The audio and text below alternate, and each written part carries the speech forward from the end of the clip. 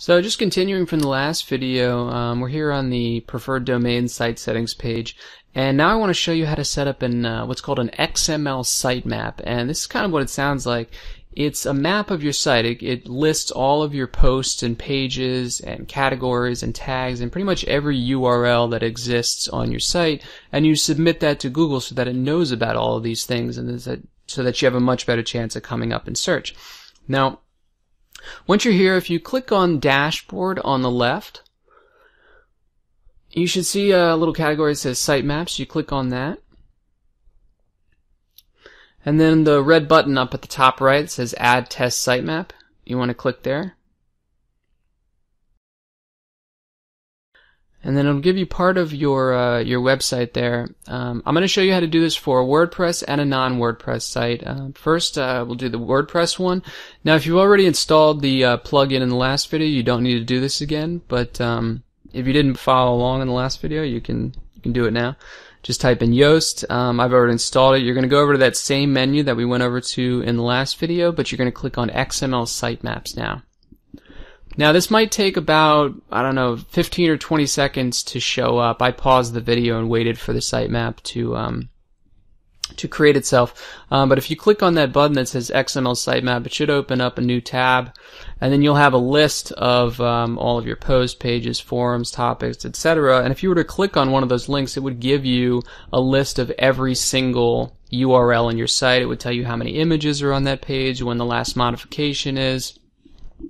But all we really need here is the sitemap_index.xml that comes after the slash. You just copy that, and we're going to go back to the Google Search Console, and then just paste that in there. And then first we're going to test it. So we click Test Sitemap, and then View Test Result. And you see it says no errors found, so that's good. You close that, and now we're going to submit it for real. So click the red button again, and you're just going to paste the same thing in there again, and then just submit it. And then we click refresh the page. And it'll probably say pending. It should only take a few hours for Google to verify it. It just goes and it scans all your pages, and then that should be processed. And then you're all set. That's how to set up an XML sitemap. We're using WordPress. Now, if you submit this sitemap with the Yoast plugin, it should automatically add your new posts and pages in the future to it. But let's say you create a new post, and then a week later you Google the title of that post and you don't even see it in search there. You can go to this site, google.com/webmasters/tools/submit URL. And you just enter the URL of that individual post, enter the CAPTCHA, and then click Submit Request, and that'll let Google know about that particular page if for some reason it doesn't add it to the sitemap automatically.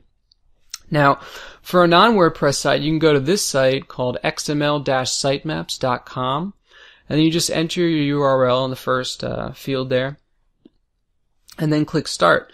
And it takes, it depends on how big your site is, but it could take up to 10 minutes to create it, and then you would get something like this, and then you would just add the same piece after the slash to Google Search Console like you did with the Yoast plugin.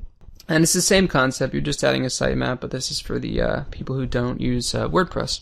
So that's how to set up an XML sitemap and guarantee that Google knows about all of your pages. And one last thing I should mention is that you don't need to submit a sitemap for both the www version and the non-www version.